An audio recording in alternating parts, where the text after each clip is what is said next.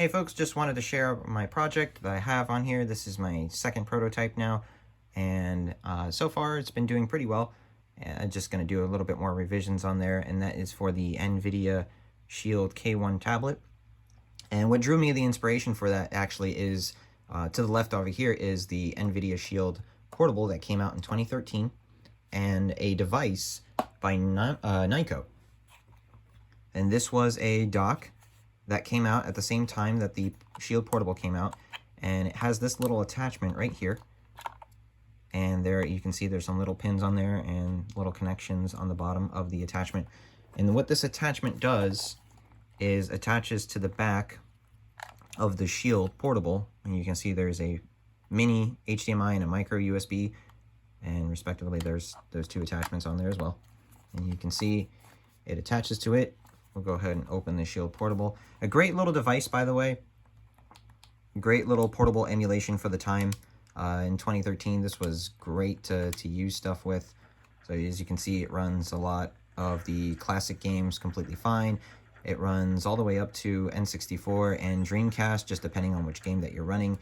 I have seen some Shield owners run GameCube on this, but it's very hit and miss. It just depends on the version of Dolphin. And also, just depends because at the time being, this has been outdated in terms of its operating system. It's running Android 5, so it's not really the greatest for it, but I'm gonna go ahead and dock it here so you can see.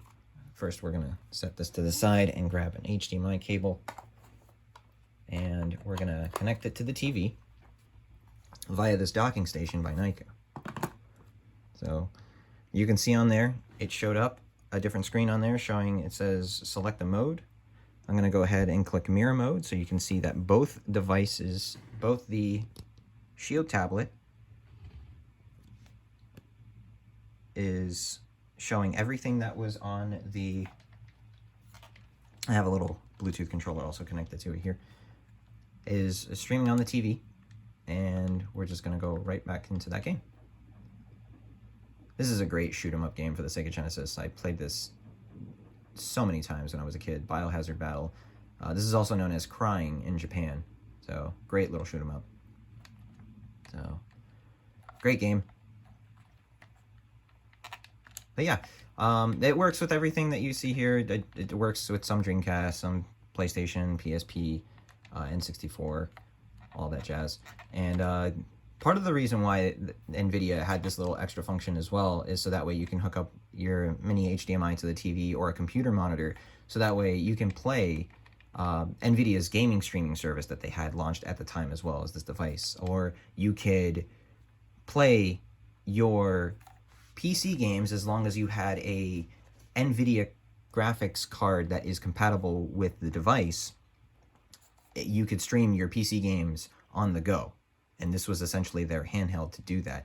Almost in the same sense of how the PS Vita had added remote play with the PlayStation 3 and the PlayStation 4.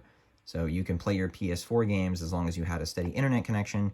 You were able to play your PS4 games via the Vita. And nowadays you can do that with the PlayStation app on your smartphones if the internet allows you, and with Xbox cloud streaming service that allows you to do that as well.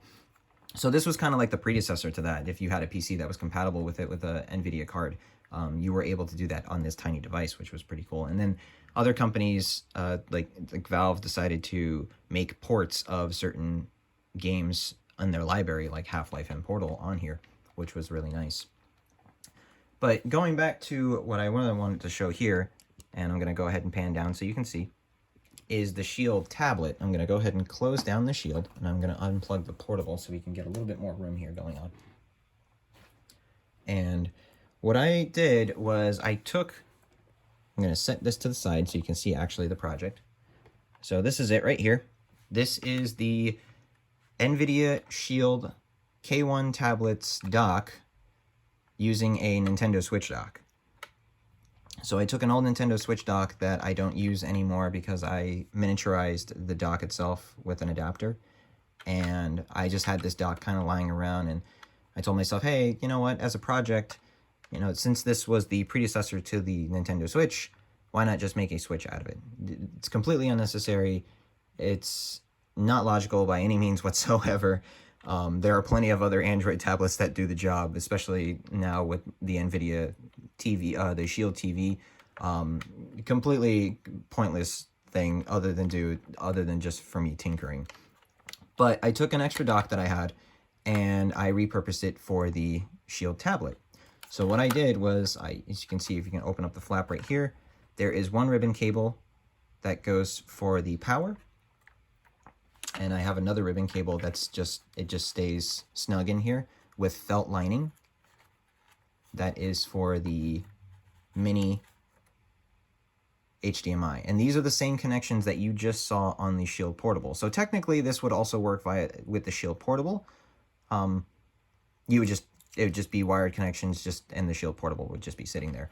So, but what I did was I took the extra connections that I had lying around and I kind of just stuffed them in there and repurposed them, cut them around, soldered them so that way they fit in here. So we have a full-size HDMI, just like the original Nintendo Switch, takes over that same port, a USB right here. And this USB, because of and like I said, this is just still work in progress. Because of this component right here, my original OTG cable actually did power and data. This one does not, and I'll be changing that in the later revision. But what this does right now is it allows for wired controllers. So I can attach a wired controller on here and the Shield will recognize it as a wired controller. But in the future, I would like for this to be used as storage, just like an OTG cable. So I can just add a flash drive on here if I wanted to add extra storage or anything like that as well. And then the very last port on there is a micro USB port instead of where the AC adapter was for the Switch. That was a USB-C port. So, and then as you can see in the front over here, it's a nice, very nice decal that a friend of mine made with the Nvidia logo on there. So I really do appreciate that. Thank you so much, Ian, for doing that for me. So, and then on the inside, it's lined, like I mentioned before, it's lined with felt, and you can't really see it from here. Let's see if I can angle it so you can see. There we go. You barely see it still. But inside, I removed the USB-C port from there and removed the whole mounting bracket. That's the mounting base that the USB-C sticks on. So that way when it goes down, there are springs to help the connection for the Switch itself. I removed that completely, and inside, actually, there are magnets on the bottom of the Switch dock itself, all along the lines of the bottom in here, on the inside of it. And the reason for that is the Shield itself also comes with a case that's a magnetic case, but it also attaches itself magnetically. So there are these little pins on the side of the case itself that go alongside with these grooves. Now, these grooves itself are not magnetic, but the whole lining of the Shield is. So when I go ahead and I put it in, it just lines itself up with the magnets that are in there. So that way, when the screen goes down, the screen is in there at the same position as the bezels for the Switch, or for the Shield, just like the Switch. So I'm going to take that out really quick, because what I'm going to do here is I'm going to open this up. I'm going to go ahead and transfer this HDMI over to the other side, so that way the connection is on here. I'm going to go ahead and plug in the HDMI, and we're going to plug it in, and we're going to put it on the TV. I have a USB cable here, and I'm just going to plug that in there. And then our micro HDMI, or micro USB, sorry,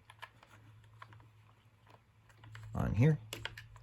And that all fits snugly just like the Nintendo Switch. That closes up.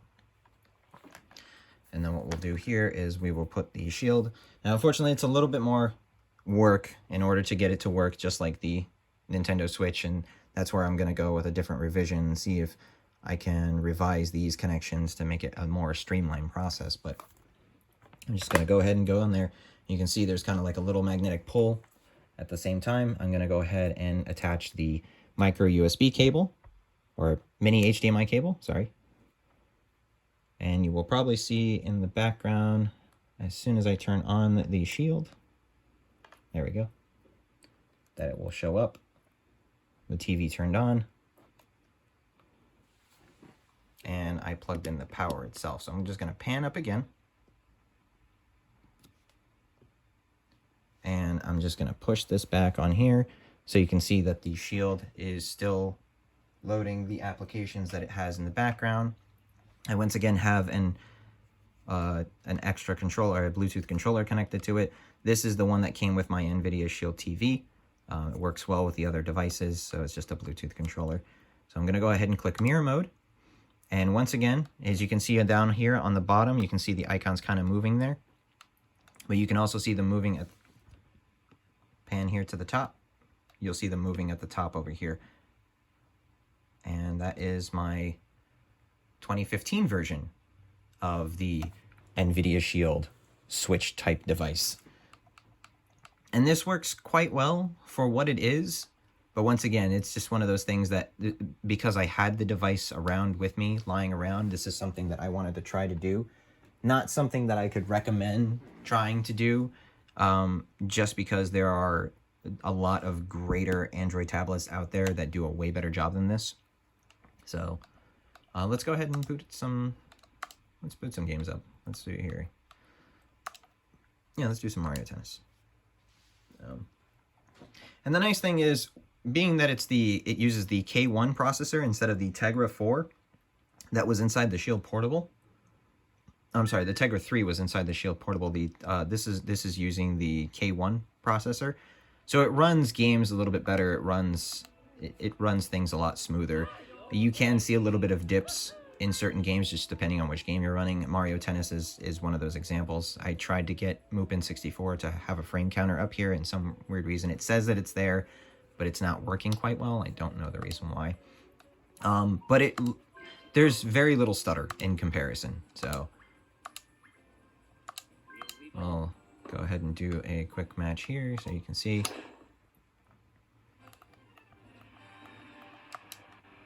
You can see there's a little bit of stutter there, and that's just, I think that's just because it's loading shader cache. But other than that,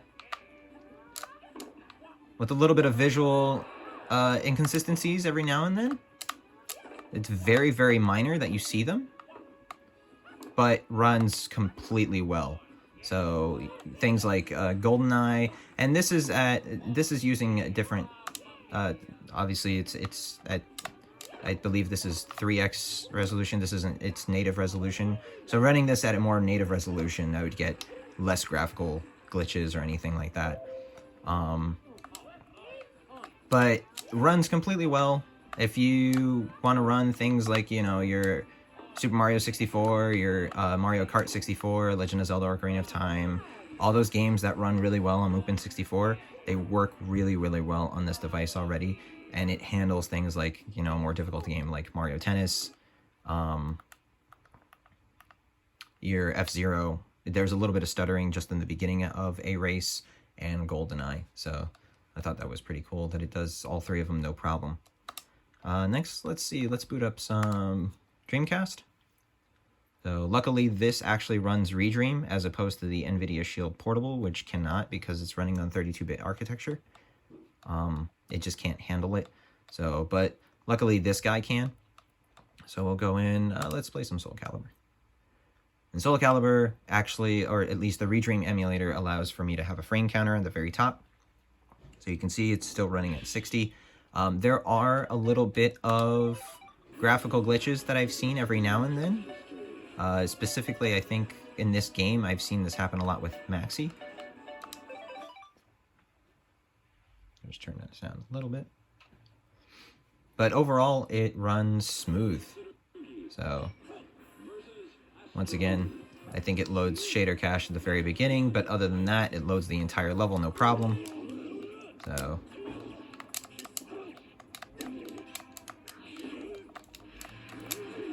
oh, it got me. Yep, runs completely fine. So, this is a great way for me to play Dreamcast. I don't have to hook up my Dreamcast every single time to play a game. And I can take it on the go, which is really, that's the best part of it. I can take it on the go and just have, you know, all of my Dreamcast games so forth. So yeah. And then we'll run one more here. Let's run PSP. And I believe PSP, the only thing I have on here is also Soul Calibur. So I might be a fan of Soul Calibur. Just saying. There we go. So we'll run that here. Load. And before I load into the game itself, I just wanted to go back and check the settings. Just to show you guys that what this is running at, and this is running at 3x resolution. I have this every now and then, just also depending on the game. I can run this at 5x resolution, but also depending on the game, it just won't work. So things like God of War, Chains of Olympus, or Ghost of Sparta will run at just only native resolution. It can't run on anything higher or just completely glitch out or anything like that. So, but other games like this will run completely fine at 3x. So, and at 3x, it's not bad looking.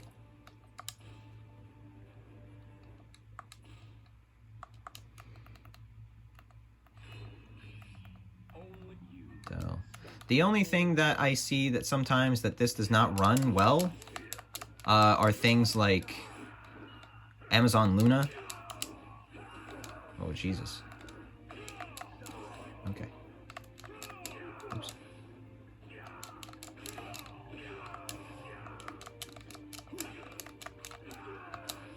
Man, does this guy only know how to rush? Yep, I guess he does. He only knows how to rush me. Things like Amazon Luna don't really work on here. So, but Xbox streaming, I don't have streaming anymore for cloud. Wow, look at this guy. That's hilarious.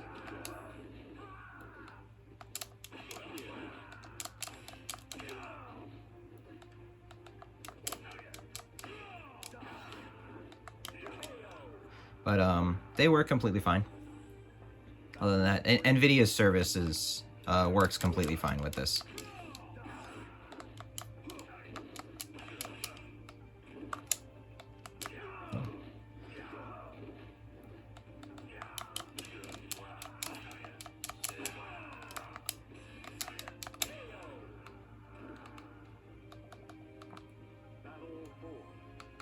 Alright, you get the idea on there. So PSP works completely fine on there. And let me throw one more on here.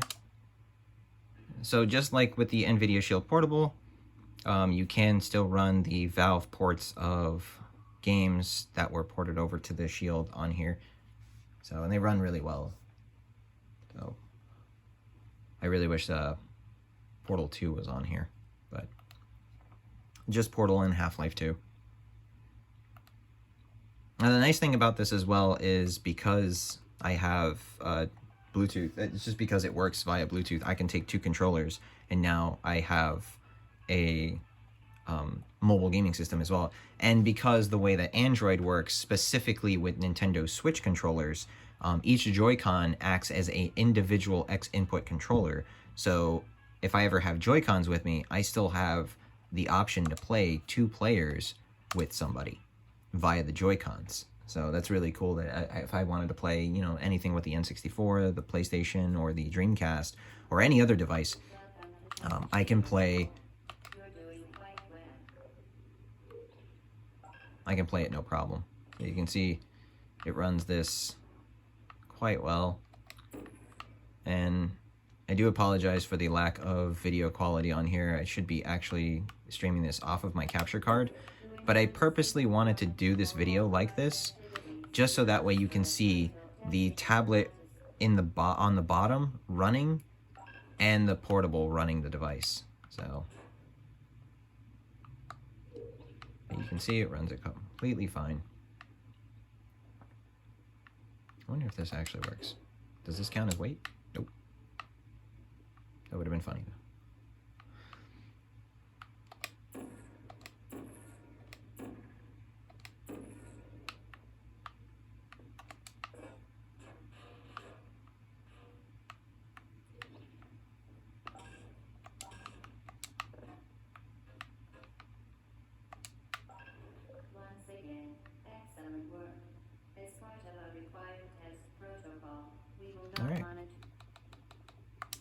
And you can quit it. And it will just quit to the game. Quit back to the main menu. So yeah, it will run actually Stadia. I completely forgot about that. It will run Google Stadia. It will not, unfortunately, run Amazon Luna, but it will run Xbox game streaming for Game Pass, and it will run Steam via the Steam link. So if you have a computer at home, it will run it that way, so you can have your games on the go. And if not, Nvidia's service as well does that, as long as you have the dedicated graphics card to it. So yeah, I'm going to go ahead and pan back down on here so we can take a look at the dock again. And I'm just going to go ahead and unplug it. And once you unplug both of these on here, it just goes back to just being on the device itself. So there we go, folks. That is the Nvidia Shield Tablet, the K1 tablet dock station that uses a Nintendo Switch docking station. So I really would appreciate some feedback if you guys enjoyed this. Some comments letting me know what I could do probably to another revision of this. Originally what I wanted to do was use the same magnet method that I had over here to dock the Switch, to see if I can actually get the connections to work that way, but due to the way that the ports are on the side, I won't be able to do that. So I have to probably find a way to put maybe a Y adapter on here and just run one cable as opposed to two. But for the time being, it does the job. It's really nice, and I would like to get it revised once again, just so that way if I wanted to use this as a device to play on the go and then play on the TV for all of my other systems, I can. Once again, this is not something I would recommend. This is just something I wanted to do as just a little project. If you want to do something similar to this, I would recommend just probably looking, especially now that the holidays are coming up, there might be tablets on sale, Android tablets on sale, that can play way better emulators than these can. I mean, this can play some GameCube games, but it's very hit and miss on which GameCube games that it can play, and there is some stuttering in it, and it is it's a lot older device, honestly. So it's not up to date. It doesn't have updates through Google or through Google anymore, through Nvidia anymore. They don't support the system at all, which is very unfortunate. Their only support is through the Shield TV. So it's not something I'd recommend in terms of that. If you're looking to future-proof yourself, I wouldn't recommend the Shield. But if you're just looking for pretty much, classic gaming, things like that, I mean, it's a powerhouse. For the time, at 2015, I mean, this was a powerhouse device. So definitely, if you guys are looking for more classic emulators or things like that, I would recommend maybe on that. If you can find it also at a decent price, because I know with the Shield Portable, it's gotten up in price because of collectivity reasons, and I wouldn't put it past me that the Shield Tablet goes the same way, just because a lot of people are collecting these now as the precursors to the Nintendo Switch, which is really cool. That's a nice little piece of niche gaming history to have, is just these two devices that are essentially, how the Switch started. It's just this weird partnership with Nintendo and Nvidia. So yeah, one more look at the dock there for you guys. Like I said, I really appreciate any feedback on there, any comments, anything that would help with the next revision of this. Definitely going to add some more stuff to it or change some things around with it, especially right here, especially with this cable as well, because I would like to get this USB port to work as a extended memory, because the Shield itself has 16 gigs. You can expand the storage on there, I believe up to 256 gigs, but it would be nice to just have extra memory depending on how many games you want to put on there, because it also runs Android games, so it'd be nice to have some Android games on there as well. So thank you so much for watching, folks. I really do appreciate it. I hope everybody takes care, stay safe out there, and like always, smash on.